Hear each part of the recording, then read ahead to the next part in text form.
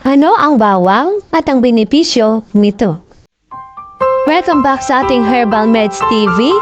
Our channel is all about natural herbal medicines na kung saan ito ay tumutukoy sa mga likas na sangkap mula sa halaman, puno, bunga, ugat, prutas, gulay o iba pang bahagi na ginagamit upang gamutin o mapabuti ang kalusugan.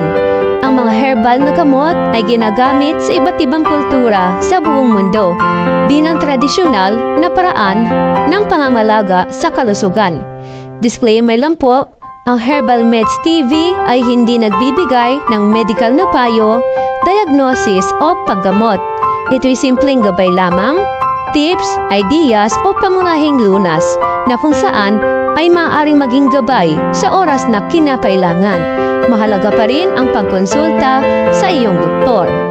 Kung bago ka pa lang sa aking YouTube channel, huwag kalimutan mag-subscribe and hit the notification bell para always ma-notify ka sa mga bago ko pang i-upload na mga videos.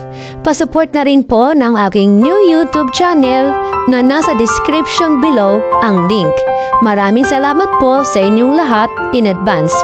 Now, no further ado, let us start.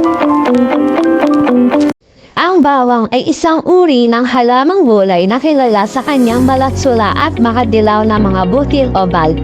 Ito ay popular na sangkap sa karamihan ng mga kusina sa buong mundo at mayroong malasutla at matapang na lasa. Bukod sa popular na sangkap sa pagluluto, may maraming benepisyo ang bawang sa kalusugan. Narito ang ilan sa mga ito: antibacterial at antiviral. Ang bawang ay may mga natural na sangkap na maaaring makatulong sa labanan ang mga bakterya at virus sa katawan. Ito ay maaaring makatulong sa pagpapalakas ng immune system, pampababa ng presyon ng dugo. Ang ilan mga pag-aaral ay nagpapakita na ang regular na pagkain ng bawang ay maaaring nakatulong sa pagkontrol ng dugo, presyon ng dugo na maaaring magbawas ng panganib ng hypertension, pampatanggal ng kolesterol.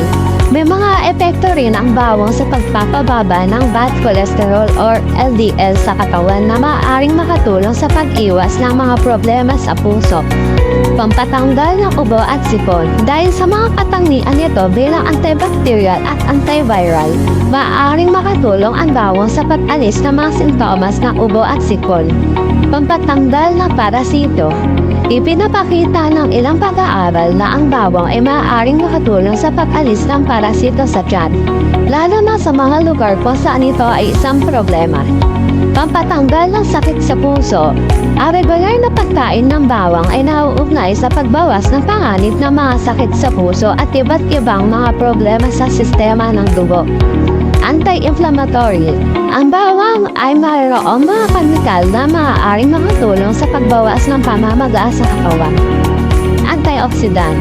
May mga antioxidant compounds ang bawang na maaaring nakatulong sa pag-iwas ng mga damage sa mga cells ng katawan dahil sa free radicals. Ipinapakita ng ilang pag-aaral na ang bawang ay maaaring makatulong sa pagpapalakas ng kaisipan at utak. Tapos, pampatanggal ng sakit sa arthritis. May mga indikasyon rin na ang bawang ay maaaring makatulong sa mga taong may arthritis sa pamamagitan ng pagpapababa ng pamamaga. Dahil sa mga benepisyong ito, ang bawang ay itinuturing na isang functional food o pagkain na may malalim na pakinabang sa kalusugan. Subalit dapat itong kainin sa moderate na kantidad at dapat kumonsulta sa isang professional na sa kalusugan, lalo na kung may mga pre-existing sa karamdaman o allergies bago simulan ang anumang supplement